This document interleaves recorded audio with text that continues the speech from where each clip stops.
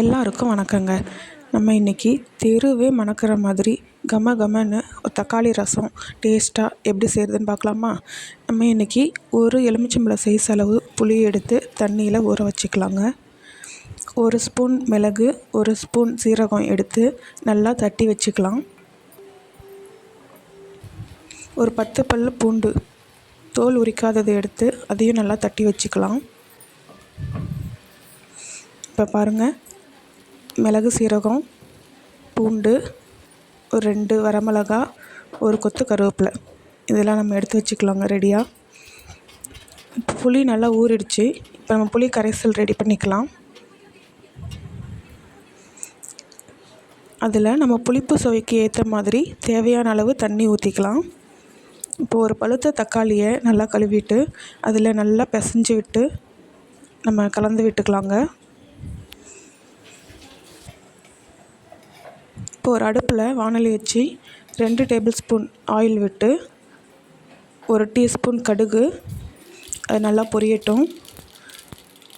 1/2 teaspoon வெந்தயம் சேர்த்துக்கலாம். இப்போது நம்ம ரெடி பண்ணி வச்சுருக்கிற பூண்டு, கருவேப்பிலை, வரமிளகா எல்லாத்தையும் சேர்த்து அந்த எண்ணெயிலே நல்லா வதக்கி விட்டுக்கலாங்க.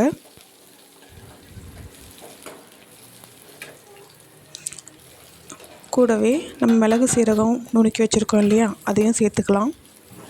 எண்ணெயிலே நல்லா வதங்கட்டும் ஒரு 2 நிமிஷம்.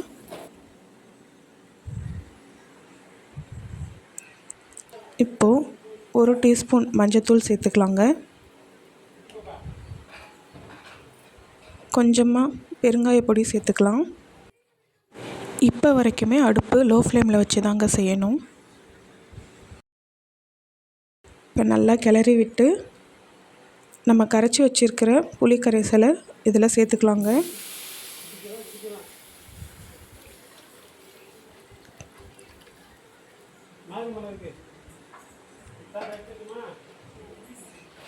இப்போ எல்லாத்தையும் நல்லா மிக்ஸ் பண்ணி விட்டுக்கலாம். அவ்வளோதாங்க.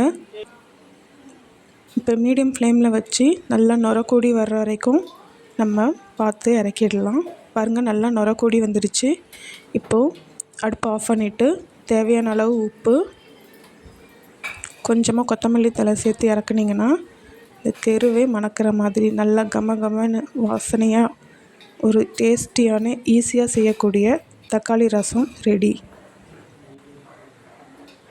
பாருங்கள், பார்க்கவே நல்லா கலர்ஃபுல்லாக இருக்குது. நீங்களும் ட்ரை பண்ணி பாருங்கள். தேங்க்ஸ் ஃபார் வாட்சிங்.